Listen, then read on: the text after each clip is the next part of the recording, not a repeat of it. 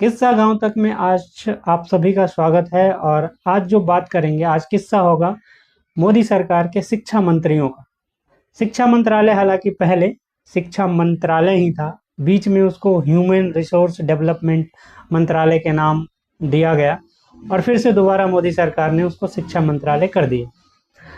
मोदी सरकार में जो शिक्षा मंत्री रहे हैं अभी तक वो कुल 5, तीन टेन्योर, तीसरा टेन्योर चल रहा है।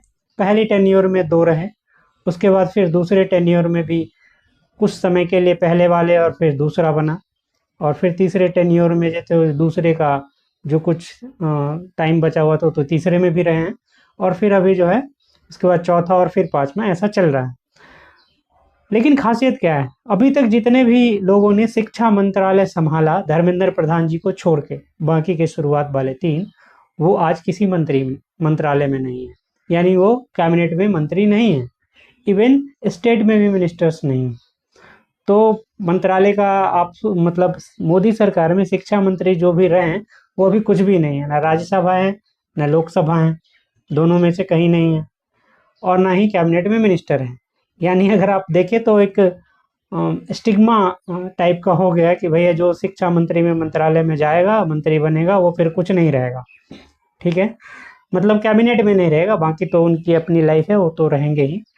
तो सबसे पहले जो रही वो रही आपकी स्मृति ईरानी, जो 2 वर्ष और 39 दिन उनका कार्यकाल टोटल था, जो कि फिलहाल कुछ नहीं है। आप जानती है 2024 में जब वो चुनाव हारी हैं, उसके बाद से किसी भी सदन में वो नहीं है। उनका पुराना जो करियर था टीवी का, उसमें वो अभी कार्यरत हैं। दूसरा, उसके बाद बने प्रकाश जावड़ेकर जी, जो महाराष्ट्र से उस समय राज्यसभा से के सदन में थे, लेकिन फिलहाल अभी वो कहीं नहीं है, ना लोकसभा में है ना राज्यसभा में है।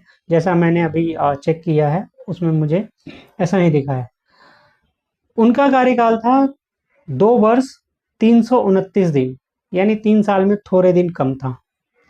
उसके बाद जो बने वो निशंक पोखरियाल जी भी 2 वर्ष और 39 दिन, 2 years 39 days उनका पूरा पूरा कार्यकाल रहा। और उसके बाद धर्मेंद्र प्रधान जी बने, जिनका सबसे लंबा कार्यकाल अभी तक रहा है। यानी अगर आप देखें तो एक सरकार की जितनी आयु होती है 5 साल, वो 5 साल 18 दिन तक मंत्रालय उन्होंने संभाला है। और उसके बाद उनका रेजिग्नेशन हुआ। वो अभी आपने सुना होगा बहुत सारे खबरों में कि नीट को लेकर जो आंदोलन हुआ, और उस आंदोलन के वजह से ही उनको इस्तीफा देना पड़ा। हालांकि लोग कह रहे हैं कि उन्होंने स्वतः दिया है, लेकिन वास्तविकता यही है कि आंदोलन का दबाव था। जेनजी लोगों ने बहुत शानदार प्रदर्शन किया, प्रदर्शनकारियों ने, और उसके दबाव में उनको इस्तीफा देना पड़ा। तो सबसे लंबे कार्यकाल के जो शिक्षा मंत्री रहे मोदी सरकार में वो हैं 5 साल 18 दिन के। तो ये चौथे थे। इसके बाद जो 5वें बने हैं प्रहलाद जोशी जी हैं। तो प्रहलाद जोशी जी तो अभी 25 जुलाई को बने ही हैं। अब इनका कार्यकाल कितना चलता है वो देखते हैं। तो इन 5 जो अभी तक बने, 5वें का तो अभी बहुत कम टेन्योर है, लेकिन बाकी के 4 का अगर देखें तो वास्तव में धर्मेंद्र प्रधान जी ने कुछ बेहतरीन कार्य भी किए हैं, इसमें कोई डाउट नहीं है।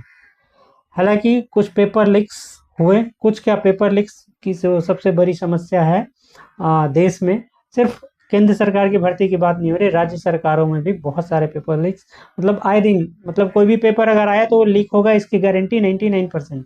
1% चांस है कि वो ठीक से संपन्न हो जाए। जैसे अभी नीट दो री एग्जाम हुआ, दोबारा जो एग्जाम हुआ, तो उसमें ठीक ठाक हो गया, कोई दिक्कत नहीं है।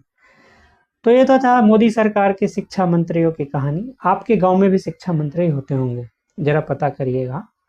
हमारे गांव में भी है, लेकिन वो शिक्षा मंत्री कुछ ऐसे हैं कि ज्ञान तो सब देते हैं दूसरे को, लेकिन खुद पे लागू नहीं होता ऐसे। हालांकि आम जीवन में भी लोगों का है कि कहावत है, पर उपदेश कसल कुशल बहु तेरे, यानी दूसरे को उपदेश देना आसान है, लेकिन वही शिक्षा खुद पे लागू करना थोड़ा मुश्किल होता है। लेकिन कुछ लोग ऐसे होते हैं जिनका काम ही होता है बस शिक्षा दूसरे को दो, कुछ भी आप बोलेंगे एक नया ज्ञान वो आपको दे देंगे। ऐसे हर गांव में भी होते हैं, आपके भी गांव में जरूर होंगे।